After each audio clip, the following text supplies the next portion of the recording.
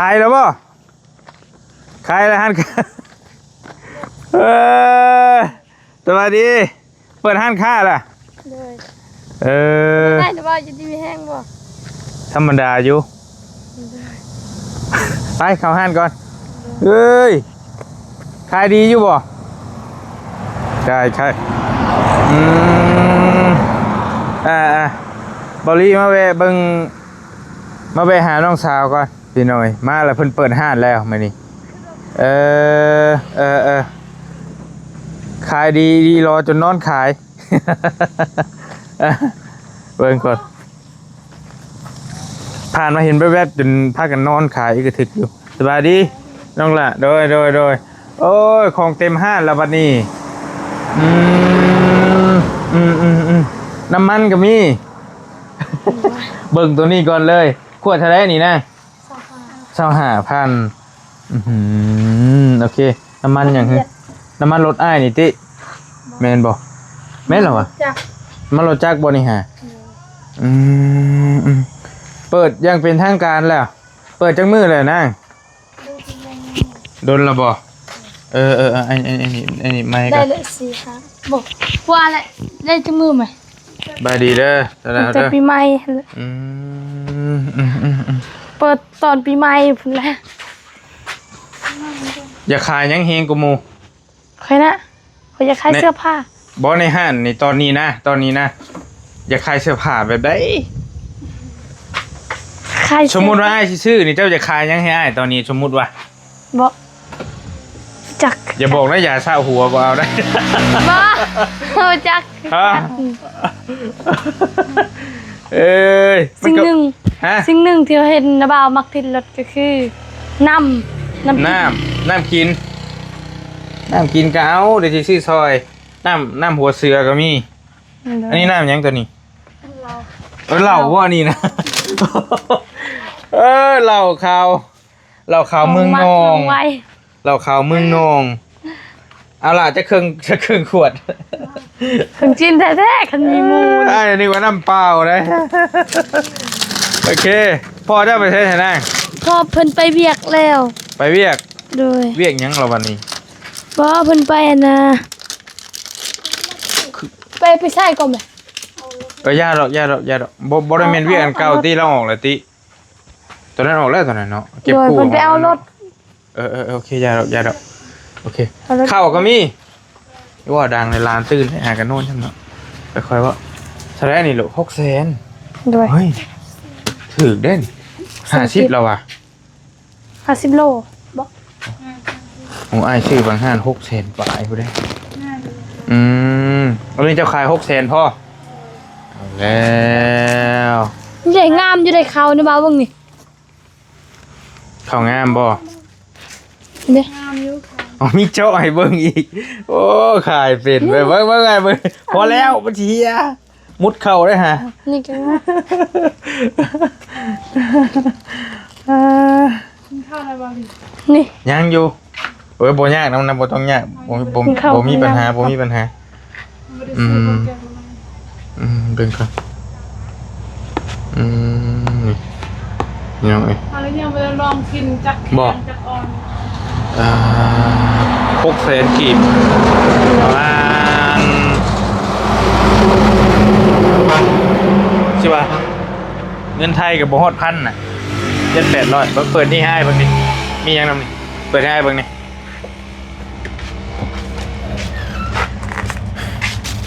ใครอยากเมามากินเบียร์พี่น้องเหล้าก็มีนี่เบียร์เป็นพวกน้ำเย็นน้ำดื่มกาแฟเราให้กิน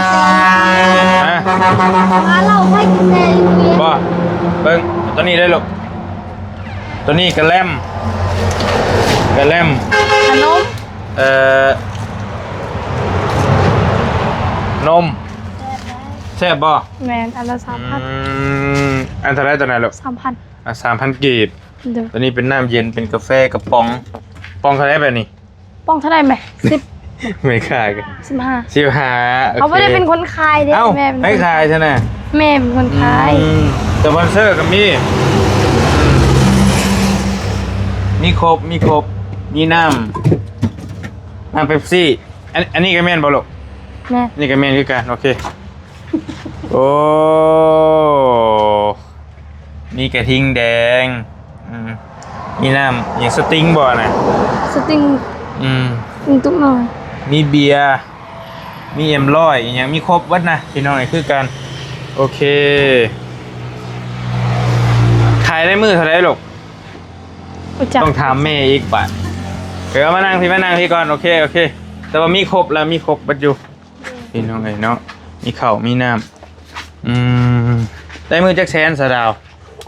บางมือก็ได้อยู่300,000 300,000 โดยมือขายดีก็ได้ดีมือไรก็ได้อยู่200,000 โอเคช่วงสงกรานต์มันก็คล้ายๆนี่เดี๋ยวนี้จะ กินน้ ได้นะขอบใจ ขายบ่ได้ทันใดเลยสงกรานต์คนมาเล่น แนวมันสงกรานต์คนมาอันนี้เดย์มันก่อนกับกล้องครับแป๊บนึง ำคนไล่ โอเค บอลลี่เขาเห็นอยู่คลิปบอลลี่ คลิปว่า คลิปตัวนะพาบอกหรือยังพาเรือตุ๊บ เมื่อวานนี่เด้วันนี้ฝนก็ตกคือกันแล้วอ่ะพี่ก็ได้ ฝนตกแหง มือเดียวนั่นแหละอยู่เพื่อนเบาเชียงอยู่เพื่อนเบาเชียงนะฮะ เลย อัน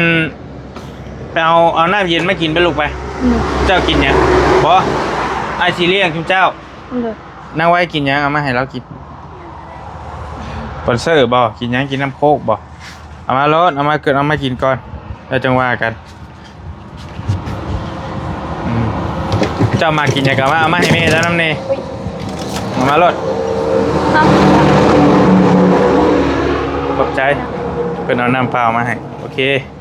ถูกต้องแล้วเอารถเจ้ากินยังมาให้น้องไว้ให้แม่เจ้าอ้ายที่จ่ายเงินไอ้มาไปเลือกเอาลูกไป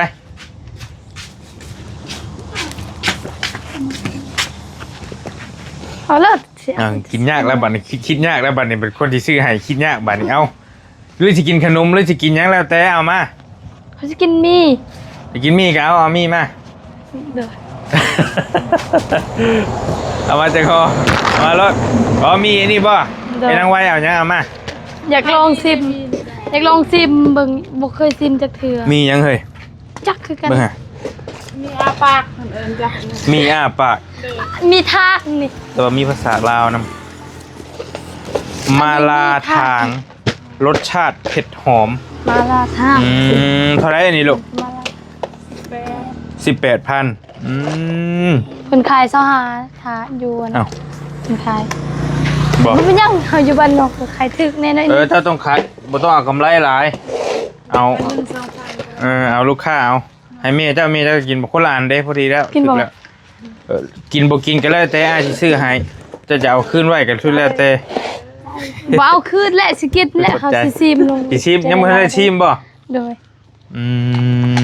อยากซิมลงเบิ่งว่ามันแซ่บปานใดมีตัวนี้นะ โดยมารอบก่อนน่ะยังบ่ทันเปิดพี่น้องมา10ปลายมื้อว่าดีไปนั่นแหละประมาณ 2-3 อาทิตย์แล้วบ่มาบัดนี้เปิดแล้วไผอันลงทุนให้อันนี้น้องเพิ่นทุกเจ้าเองบ่หรือว่ามีผู้ซอย เงินเฮาเอง อื แต่เงิน ม ทาง YouTube ค่ะ เป็น YouTube เจ้า โดย โอ้บ่ได้มีผู้ใหญ่ซอยบ่เงินทุนทุกเจ้าเองเบิดเลยบ่นี่นะ เพิ่นซอยแน่แล้วก็เงินเฮาแน่ คือเห็นบ่าวบุญบ่ให้แกยังมาให้เจ้าอ้ายก็บ่ได้เบิ่งคัก ตู้แซ่นี่ หาเพิ่นแกมาให้ซื่อบ่หรือว่า โดย อ๋อ หาเพิ่นแก โอเคอ่ะลวกเบิ่งลองเบิ่งสามีบ่หม้อต้มน้ำร้อน เนาะกับ แต่เติมให้ก็นาบาวกินลอง บ่ บ่กินแหละ บ่ได้หม้อไฟฟ้าบ่ใช่ มี ไปย่านั่งก่อนนั่งก่อน ไปทานที่ ยันว่ามันสินะเบิ่งกันเด้อน้าบ่าวอยากได้ข้าวน้ำตอนนี้ โดย แต่ว่าน้าบ่าวอยากได้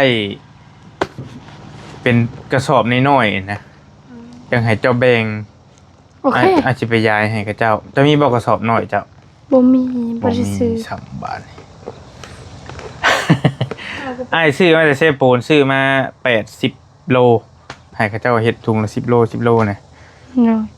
เบิ่งคันบ่ทันมื้อนี้ก็มื้อหน้าก็ได้อ้ายสิ เลย สิมาซื้อซอยสิไปแจกคน มื้ออื่นจะได้เฮาให้ผัวเฮาซื้อกระสอบหนึง ซื้อกระสอบนิดหน่อยนะมามัดไว้มัดไว้ให้ก็ได้จักสองสอบก็ได้เด้อ โดย เดี๋ยวอ้ายสิมาเอามัดพอดีเป็นถุงละ10 โลหั่นแหละ โดย 2 สอบหั่นแหละเอาอ้ายสิซื้อซอยจะมัดไว้เลย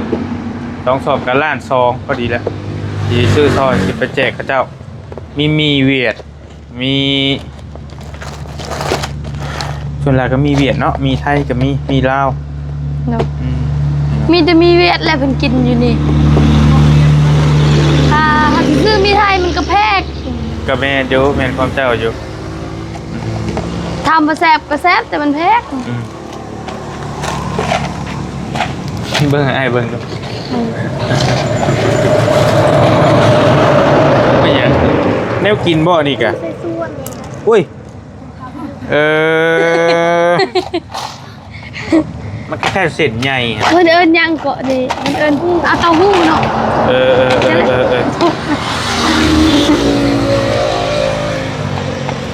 แม่นหยังที่เจ้าอยากได้มาขายในห้างจุ๊เจ้าอีกครบแล้วบ่ยังขาดหยังนางกดจักแล้วบัดนี้แต่อ้ายเบิ่งมันก็ยังหน่อยอยู่หัน แม่นมันยังบ่ครบ มันต้องหลายกว่านี้ข้าวต้มขนมนะหอยแบบได้หลาย ได้ข้าวต้มขนมครบ นี่เฮาเดียวมาสิเบิ่งชิ้นมันแบบคือมัน คือเป็นแปลนจังใดอะนะพี่น้องแต่ว่า เนาะ เขา คือ เขาต้องหอยได้หลายยำย่างให้มันหนาซื่อนะหอยได้หลายแล้วคนหิมทางผ่านมาซื่อต่อเหมาะสุดแล้วเห็นน้องใส่มันเป๊ะทาง ได้ทานน้อย จังค่อยขยายออกมันเป็นยัง บ่น้อย เอามี น้อย ทุน ก็ได้ ก่อน แต่เครื่องเฮาลายเนาะ แม่นหน่อยแต่เครื่องลายเขาซื้อเด้มีครบเด้ความหมายว่าไผมาทำยังก็ได้เบิดนะ อันนี้เขาถามเขาจะถามมีบ่นี่บ่มีบ่นี่บ่มี นั่นก็บ่อยากเข้าให้ก็ได้ก็ค่อยๆไปให้แล้วค่อยๆขยายไป มีคนนอนอยู่นี่เลยบอกหรือว่าปิดห้านไว้ นี่สองคน กลางคืนเนี่ยได้นอนเฝ้าเลยบอกเออ ว่าสิบ่นอนได้แต่น่ะบ่มีกระแจได้ก็นอนว่าสิบ่นอนเพราะว่ามันอยู่ไกลทางเนี่ยมันก็บ่ปลอดภัยแต่ก็บ่มีกระแจก็นอนก่อนถ้าพอซื้อกระแจก่อนแล้วจึงใส่อยู่นี่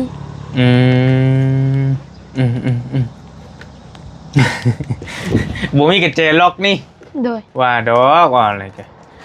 บ่มีกระเจอยู่ มันมีแต่นี่พอยังทันซื้อกระแจเถื่อนมีแต่นี่มีแต่กระแจอันเดียวลักเพิ่นครัว โดย คันลักตัวนี้กะคันลักหานนี่ก็เพิ่นครัวกับปะเอาไว้เฮาใส่แม่นอันน่ะเอาไว้รถอยู่เพิ่นครัวเรียนคนสิลัก ทุกเจ้านอนจักโมง บ่จักคือกันบางเทื่อก็นอน9:00นบางเทื่อก็ บางทีก็ดีแล้วมีห้านเปิดแล้วบางทีชุมายอยู่เพื่อนลุงเฮิมแล้วอยากได้หันอยากได้นี่ห้านค้าเพิ่นปิดสินะ ปิดเกินได้ ก็นั่นแหละครับเจ้านั่นสิโทรหาเจ้ามาเปิดให้แน่สิมาซื้อเอาสินะ เขาเด้อเฮาสำได้เฮาก็ตื่นบ่เป็นหยังลูก อยาก ค้า ขายแม่นบ่ แม่ แม่นบ่เที่ยงคืนก็ขายบ่ ขาย เห็นโทรชิปชายบ่ฮับคือเก่าแล้วเว้ย ว่าขายคันได้ยินเสียงคุณเขาขายอยู่ เสียงเขาบ่เคยได้ยินเขาบ่เปิดเนาะ ก็ประมาณ 10:00 น 11:00 นบ่สำนีขายอยู่วิทย์นั่นแล้วบ่ขายเลย ดอยโอ้ยเด็กหลายชั่วโมงก็นอนคือกันแล้วสิไปอยู่ปานนั้นเนาะ ไปถ้าเป็นค่อย9:00 นค่อยนอนได้ใส่ บ่ ค่อยนอนได้ก็บ่ตื่นนะ พากันไปลินใช้สงกรานต์ลินน้ำอยู่ใช้นาง ลิ้นนำอยู่เซโปดลิ้นซื่อๆนะลิ้นก็ว่าลิ้นนี่รีบบ่ได้กินนี่ยังบ่ได้ บ่ นั่งอยู่ใส่ อย่างนั้นบ่ อาบน้ำซื้อ อาบน้ำซื่อๆแล้วก็แล้วเมื่อน้ำก็โอ้ยฮ้อนก็ฮ้อนคันก็คันน้ำนะ คนหลายบ่เห็นในเขาเจ้าถ่ายคลิปคือว่าคนเติบหนึงอยู่ได้อยู่หั่นแม่นบ่ ลายอยู่ลาย แต่ว่าน้ำมันจักน้ำหยังน้ำยาแม่นบ่มัน แม่น น้ำสกปรกนะว่าง่ายๆ แม่นมันคันเฮาอาบมันคันมันแซ่บน้ำเพิ่นล้างถ้วยได้เทิงก็มีแบบเพิ่นล้างถ้วยบ่เฮ็ดอีหยังเฮ็ด แนวแหละโอเคกะถือว่าเป็นอีกครอบครัวหนึ่งที่เฮาสดซอยน้องเพิ่นแล้วก็เฮ็ดเฮือนเฮ็ดซ่านให้แล้วแล้วโตมาเพิ่นก็มีอาชีพก็โอเคอยู่พี่น้องสิแหละเพราะว่าเฮาก็บ่ได้มาซอยตลอดมีแต่เพิ่นเพิ่งพาตัวเองบัดนี้มีร้านค้าแล้วก็โอเคแล้วเจ้าว่าเจ้าจะ ขายหยังจะวันใหม่กินนี่ เสื้อผ้า จะขายเสื้อผ้ายังบ่แล้วอยู่เนาะเจ้าว่าน้ำอ้ายตะกี้กับเจ้าจะขายเสื้อผ้าแม่นบ่ช่วงใหม่ๆนะ แมนแต่บ่คือสิได้ขายดอก บ่มีทุน แมนบ่มี ด่วน ทุ ได้ นแน่บ่มีเงินสันลาย สิไปเอาอยู่ใช้คันมีทุนเจ้าสิไปเอาเสื้อผ้าอยู่ใช้ไหน น่าบ่จักเถื่อ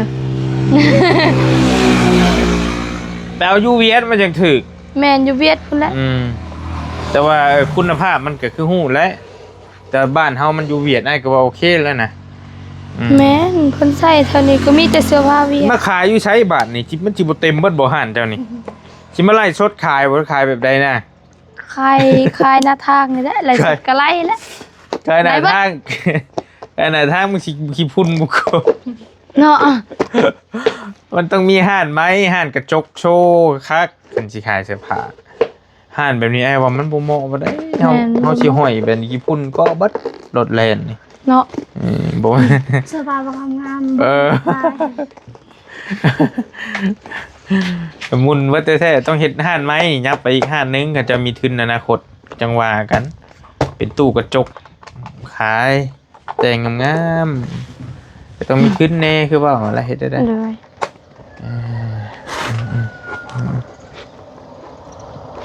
อันนี้เป็นห้าน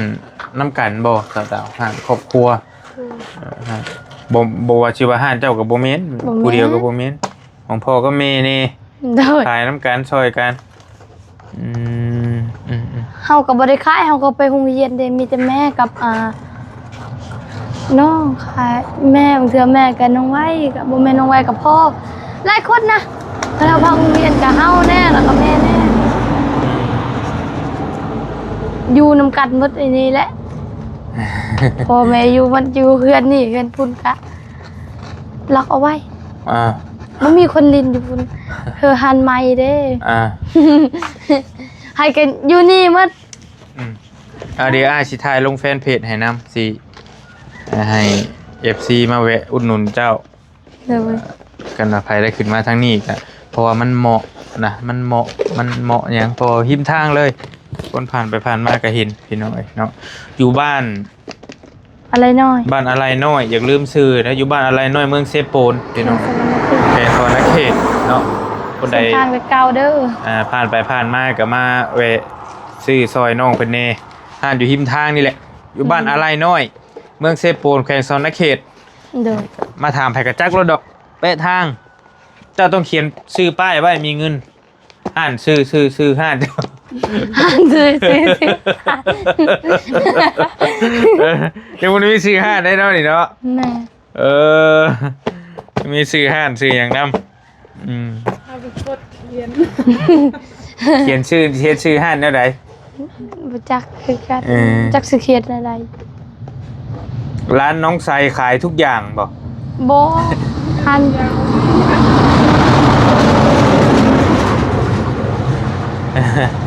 ทางน้อย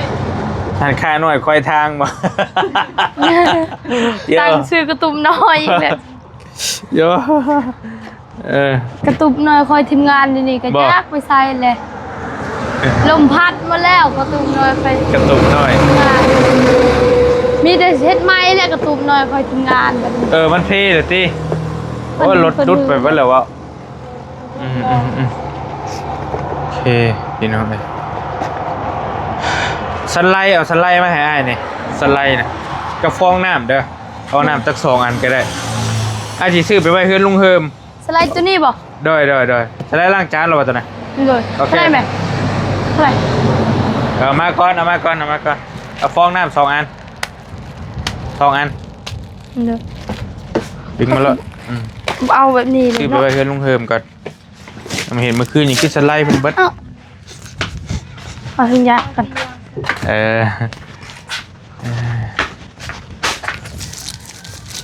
แล้วเอาฮังกามาบ่มาที่ขึ้นนี่บ่ นว่ามาฮอดคืนนี่ เด้อ เดี๋ยวหาก็มาฮอดเมื่อคืนนี้ บ่นอนอยู่เฮือนลุงเนาะ บ่ไอ้บ่ได้นอนไอ้นอนอยู่เซโปนพุ่น เด้อเอา เท่าไรตัวนี้ขวดเท่าไรตัวนี้ตัวนี้10,000พี่น้องสไลด์เวียดเนาะอืมสไลด์เวียดอันนี้เด้ 3,000 3,000เป็น13เนาะ 16 16แม่นเลยเนาะ โอ้ไวดีเว้ยว่าสิหลอกไม่ฆ่าก็หลอกบ่ได้แบบนี้ 2 อันเป็น16อะไรมาดูนะอย่าพลาดเด้อเจ้าไล่เจ้าขายเอารวมกันบ่นี่เท่าใด อันนี้ ลองใจลองนี่จะเบิ่งก่อนนางไว้อย่าพาบอกเด้อจะไล่บ่ ไล่บนนี้เลยนะ โอเครวมกันเลยนี่เอา3อันได้ไอ้ซื้อนั่นเด้ จักสิไล่ไม่ไล่เด้วันนี้ไล่ ดักเทียนลองเบิ่งดักเทียนสิว่าได้ใด นักเรียนมันก็บ่ไหวปานนั้นเท่าไหร่อันนี้ ค่อยๆไล่ 18 ค่อยๆไล่โอเค2อันเท่าไหร่ โอ้ย16ว้า26อันนี้นะ อย่าดอกอย่าพาบอกโอเคให้เพิ่นคิดก่อน เดี๋ยว เป็นแม่ค้ามันต้องไวเด้อเว้ยอยู่ในสมองพักเลย ขวาและ2บ่เขาไล่บ่เป็น นางไว้ผู้นี้ยอมแล้ว บ่เขาไล่ไว้เขาบ่เป็นมีแต่คิดในสมองค่อยๆนะ โอเคน้องไว้ขายให้ไอ้เบิ่งน้องไว้ใส่ลองไว้จะสิไวกว่านี้เอาลอง อั เบิ่ น ง นี้26 26กับพิษแล้ว บ่2อันนี้ก็26แหละ อันเท่าไหร โอ้เร็ว อันเท่าไหรอัน18แม่นบ่แม่นบ่ 18 18 2อัน26มันบ่แม่นติ แม่นบ่ บ่แม่น ให้นางไว้เอานางไว้ขายให้เบิ่งดูลุบชุมเจ้าขายเครื่องแบบนี้บ่ได้ โอ้กลัวแล้ว คัน16คัน26มันต้องอันละ13 กว่าแล้ว อันนี้ กว่าแล้ว 18เอก ลัวแล้ว อืม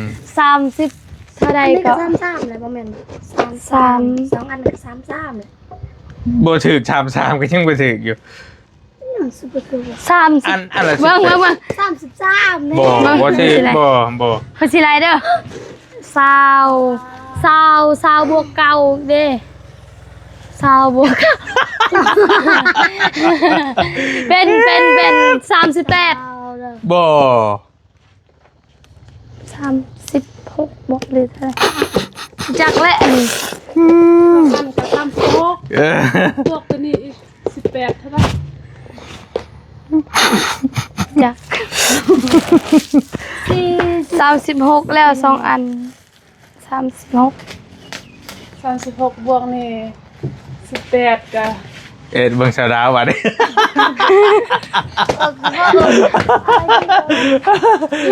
ได้แล้วเนี่ยได้แล้วอยู่ในเครื่องคิดเลขนี่3อันนี่ได้แล้ว3อันนี่ 50อันน่ะ เอ็ดเจ็ด จะ ไปสิออกก่อน 36 เลขสิออกแท้ๆมื้อเลง 36แล้วก็6บวกเก่าก็เป็น55 บ่ถูก โอ้ย65 บ่ถูก เท่าไหร่ ได้แล้วได้โทรศัพท์นี่ อันนี้ บ่แม่นนะบ่อยากบอกได้ต้องทดลองเจ้าขายเครื่องก็ต้องไล่เป็นแม่นบ่อ่า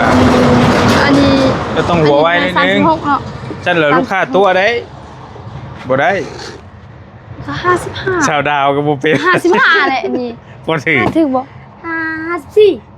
ไม่ได้ถูก ไหลบอกเป็นต้น เอารวมเท่าตัวนี้บัดนี้16เท่าไหร่บัดนี้ 16 โอเค อันนี้ บวก16 16บ่ ได้นี่ในโทรศัพท์นี่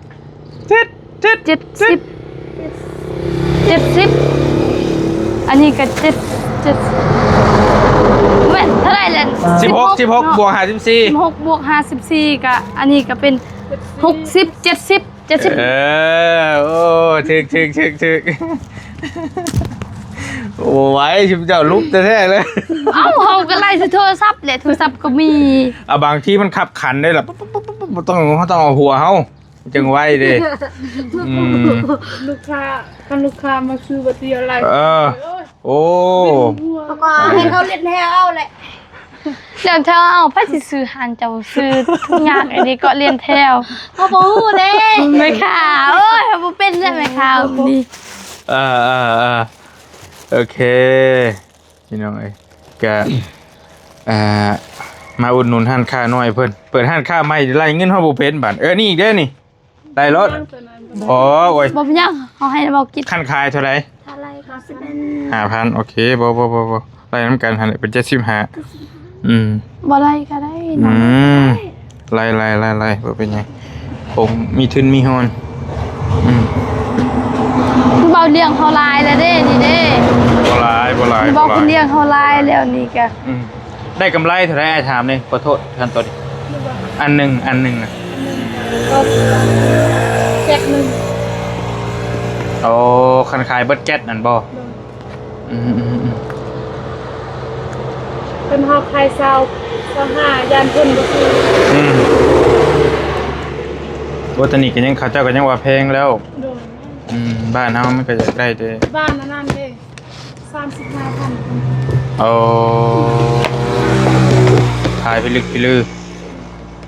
จะใครเอาขึ้นก็ บ่แล้วเฮ้ยว่า อะไร เนาะบ่ขายเอาทิ้นแล้วเนาะต้องมีกำไรน้ำเนี้ย อะไรก็2,000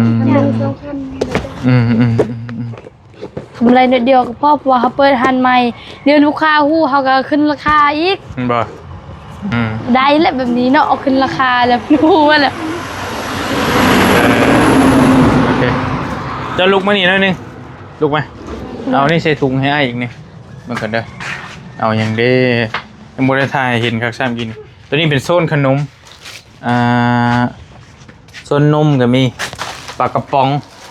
ยาซาหัวนี่มีอันนี่โซฟี่บ่ แม่ ผ่าอนามัย โอเคและมักพริกห่าวก็มีกินยังไงเดี๋ยวเพิ่นมาซื้อเครื่องเลย บ่เปล่า QR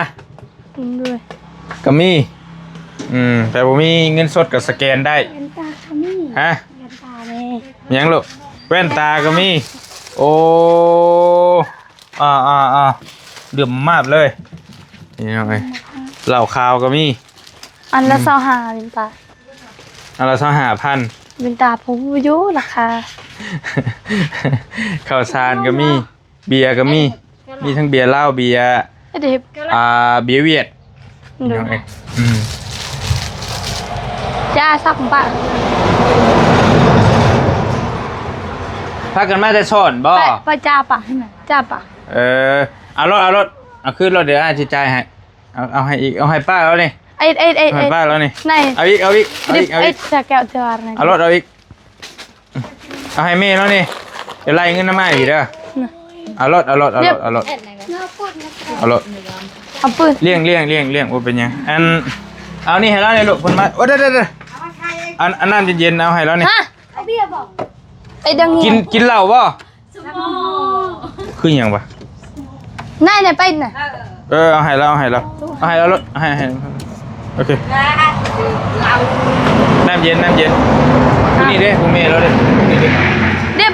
ไปดิบเมงไว้เทนโตเมงไว้ เลือกกันแล้มในบ่แล้วแต่ ไปดิบโตเมงไว้เมงไว้แล้วไอ้เลยเอ้าตัวใดจะ เอารถเดี๋ยวเขาเลี้ยงมาแต่โดยขอบใจ ขอบใจละลาย มาแต่ให้ฮ้อนจะใส่ดังนี้ เอาขนมให้แล้วนี่เอาขนมให้แล้วนี่ เลยไอ้แก้วแต่ไอ้แก้ว เอารถ นายเหลือประไม่ได้เปิด มีน้ำก็ได้นะมีคนละห่อคนละ2ห่อก็ได้เอาให้เราหามีเจ้าแบงตายเขาให้เรามาต้มกินหาพอมีเฮง เอารถแต่เจ้าจะลืมไล่เงินให้ถึกเด้อ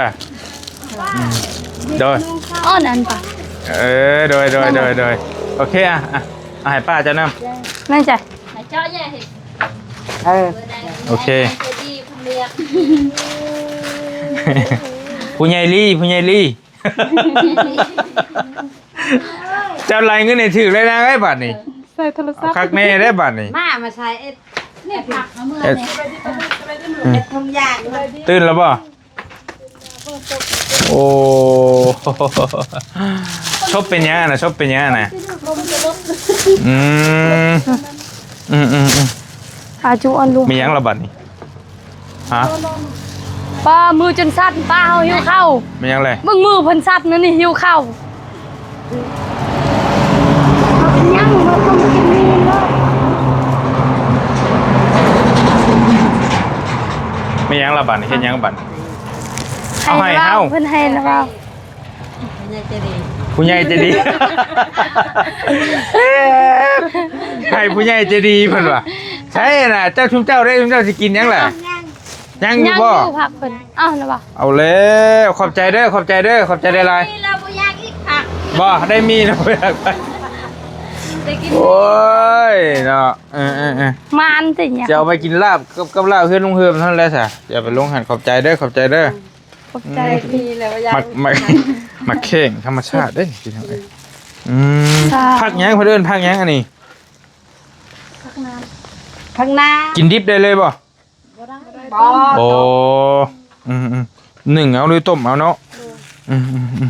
เหลือมมะ ลุงเพิ่นสิฮู้อยู่ดอก โอเค ทางลุง อาจจะไปเฮ็ดลุงนั่นแหละไปให้เป็นลวกกินขอบใจได้หลายขอบใจได้หลายเอาจะไล่เงินมานี่นะ ขอบใจ มาอะไร ขอบใจได้หลายเจ้าขอบใจคือกัน 10 มี20,000บ่ บ่ ไล่ เพิ่นเอานี่20,000ทางปลา โอเค 20 น้ำเล่าบัดนี้ 20 ไล่ให้ถึกเด้อ 30 40 45อันนี้เท่าไหร่แม่45เป็น47 47โอเค47มาบวกใส่75 บวกใส่75 เจ้าโทรศัพท์รถเอาโทรศัพท์มามันจังไว้นะ บ่ค่อยไล่เป็นอยู่แต่อยากไล่ใช้โทรศัพท์ก็ได้ ลองเบิ่งลองหัวเบิ่งก็ได้47กับ75ขอบใจป้าเอ้ยขอบใจหลายใส่เครื่อง ได้แล้วโทรศัพท์ไอ้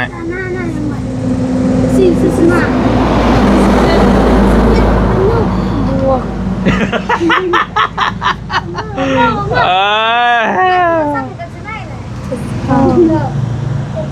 47ก็ใส่75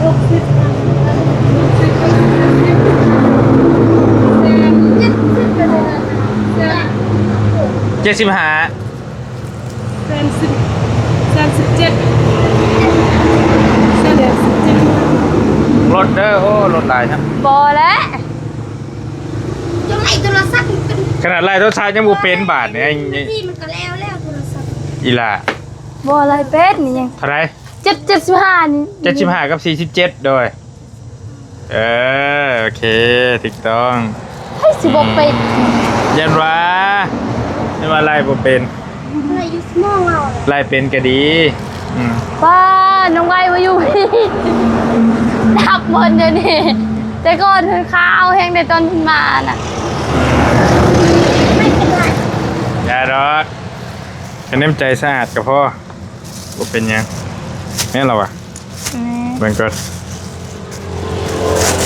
122,000เนาะ เลย โอเคจะนั่งถ่าแป๊บนึงไอ้เสียเอายังอีกวะไอ้ว่าเสียเอายังกิน เพิ่งกันเด้อเอายังก็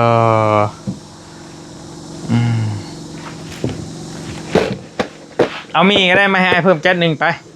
เลย เอาตัวมีเวียนให้ก็ได้น้ำรถไอ้ก็ยังอยู่แต่ว่าสิซื้อไว้ เก็ตหนึ่งเท่าไรแม่ จากอุดหนุนเจ้า ทำไหมคะอันนี้แหละเก็ตหนึ่งเท่าไร เอาเลย บัวหูฮอนนี่ขวังแหละขวังแล้ววันนี้ ให้บริ เอาให้มันได้กำไรได้เอาตามสบายรถได้ บอกใครให้บอลนี้ เอาให้มันได้กำไรแต่เอาชับเจ้าเคยขายให้เลยโอเค85บวกต่อนะเท่าไร 85บวก 122บ่ 122ก็เป็น2 เซน2 เซน ซองเว้นอันนี้ เท่าไหร่ก็80เนาะ 85เรา 85ก็เป็นอันน่ะ7,000 เอ้าไวเว้ยโอเครอบนี้เจ้าชนะ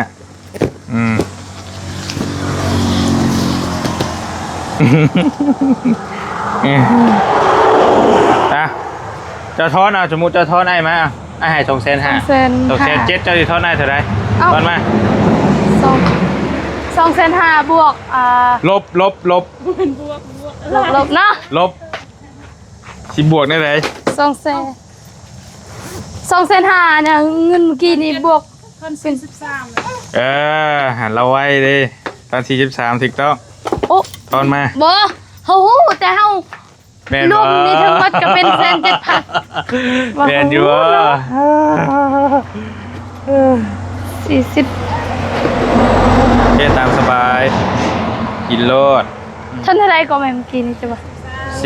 43,000 ใบซาว2 ใบ แล้วก็ 3,000 กีบ โอเค